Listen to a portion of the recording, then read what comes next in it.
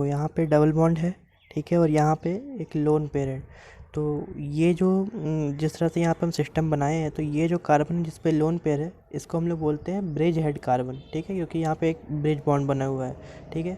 उसी तरह यहाँ पे भी एक मेरे पास बड़ा सा रिंग है जिसके बीच में एक ब्रिज बना हुआ है। तो पहला जो सिस्टम है, तो यहाँ पे एक 6 मेंबर रिंग है जिसके बीच में ब्रिज है, ठीक है। तो यहाँ पे डबल बॉन्ड और यहाँ पे लोन पेयर, तो हम ये बोले थे कि ये वाला सिस्टम पे डीलोकलाइजेशन हो जाएगा, रेजोनेंस हो जाएगा।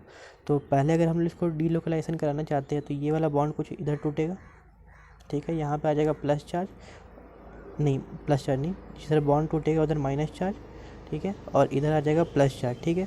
ये जो प्लस चार्ज है ये इस नेगेटिव को इधर खींचेगा फिर, ठीक है, तो ये नेगेटिव इधर जाएगा तो ये फिर हट जाएगा दोनों, और यहाँ पे एक बॉन्ड बनेगा, और क्योंकि वहाँ से एक नेगेटिव चार्ज निकला तो वहाँ से एक पॉजिटिव आ जाएगा। नहीं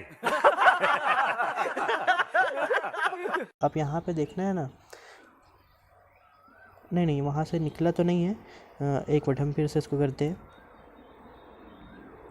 यहाँ पे माइनस था, तो देखो यहाँ से ये वाला बॉन्ड टूटा, पहले यहाँ नेगेटिव आ गया, ठीक है, यहाँ पे पॉजिटिव आ गया। अब पॉजिटिव और नेगेटिव मिलके बॉन्ड बनेगा, ठीक है।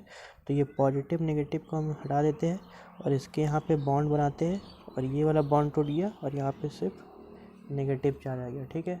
तो यहाँ पे देखो ये वाला जो कार्बन जो ब्रिज हेड था वो अब कौन सा हाइब्रिडेशन हो गया, sp2।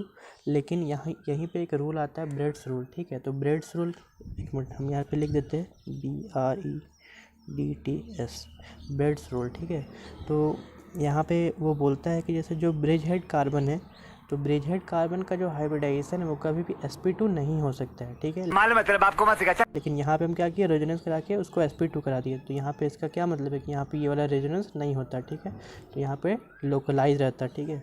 फिर नेक्स्ट आते हैं, तो यहाँ पे देखो ये वाला जो रिंग है ये बहुत बड़ा है, शायद एक, यहाँ से गिनते हम लोग 1 2 3 4 5 6 7 8 9 10 11, ठीक है। तो लगता है 11 मेंबर का है।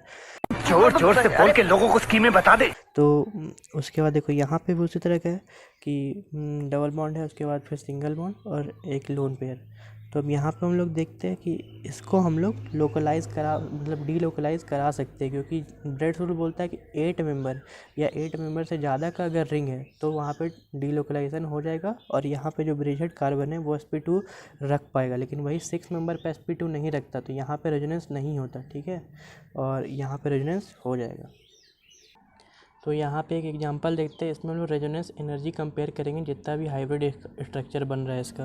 हाइब्रिड स्ट्रक्चर उसको बोलते हैं जो रेजोनेंस करने के बाद एक दूसरे का स्ट्रक्चर बनता है, उसको हम लोग हाइब्रिड या तो कैनोनिकल स्ट्रक्चर बोलते हैं, ठीक है। तो इसका एग्जांपल देखते हैं। पहले मेरे पास ये जो स्ट्रक्चर दिया हुआ है इसको बोलते हैं हम लोग फ्यूरान, ठीक है। तो यहाँ पर हम जो ये मेरा मान लेते हैं जो मेन स्ट्रक्चर है उसको हम लोग ए नाम दे दिए। फिर यहाँ से हम लोग एक दूसरा स्ट्रक्चर बनाएंगे। तो यहाँ पे देखो ये जो पहला बॉन्ड था मेरा ये वाला, इसको हम लोग इधर पे तोड़ देंगे इस साइड, ठीक है। तो यहाँ पे आ गया माइनस चार्ज मेरे पे, और उसके बाद ये जो लोन पेयर था वो, और यहाँ पे जो प्लस चार्ज आएगा, तो ये लोन पेयर उस प्लस चार्ज की तरफ जाएगा। तो ये पहला स्ट्रक्चर मेरे पास बनेगा लोन पेयर, क्योंकि यहाँ से गया तो यहाँ पे प्लस चार्ज आ गया, और यहाँ पे बॉन्ड तोड़े थे तो यहाँ पे नेगेटिव चार्ज आया। फिर ये वाला जो बॉन्ड है ये इधर टूटेगा, फिर ये वाला स्ट्रक्चर बनेगा। उसी तरह फिर आगे उसको उसी तरह करते जाएंगे तो उस तरह से ऐसे बन जाएगा, ठीक है। तो लास्ट में फिर से हम लोग जब ये 1 2 3 ये स्ट्रक्चर बन गया और ये चौथा बना, ये चौथा को फिर से हम लोग जब इधर डीलोकलाइज करते हैं तो ये फिर से जो मेरा नॉर्मल जो ए स्ट्रक्चर था वो आ गया, ठीक है।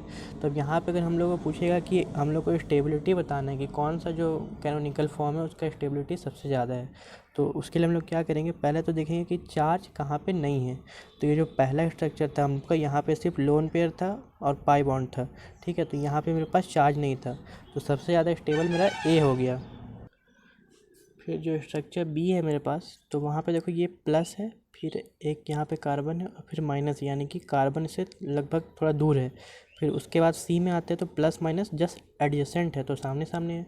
फिर डी में भी आते हैं तो एडजेसेंट है प्लस माइनस, तो ये भी सामने सामने है। तो सी और डी तो ये दोनों में प्लस माइनस सामने सामने है। और जो प्लस चार्ज है वो दोनों में ऑक्सीजन पे ही है, तो यहाँ पे लगभग ये सेम ही है। तो ये दोनों का जो स्ट्रक्चर का जो एनर्जी होगा वो सेम होगा, तो स्टेबिलिटी भी दोनों का सेम होगा। सी और डी का स्टेबिलिटी सेम होगा। अब नेक्स्ट आते हैं हम लोग बी और ई में।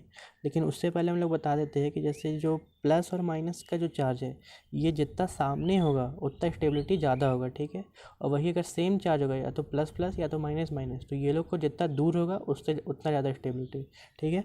तो यहाँ पे देखो प्लस और माइनस अलग अलग चार्ज है तो इन लोग को सामने रहना चाहिए था, लेकिन यहाँ पे ये लोग दूर है, इसलिए सी और डी से ज़्यादा अनस्टेबल बी और ई है, ठीक है। तो ये हम लोग का क्लियर हो गया।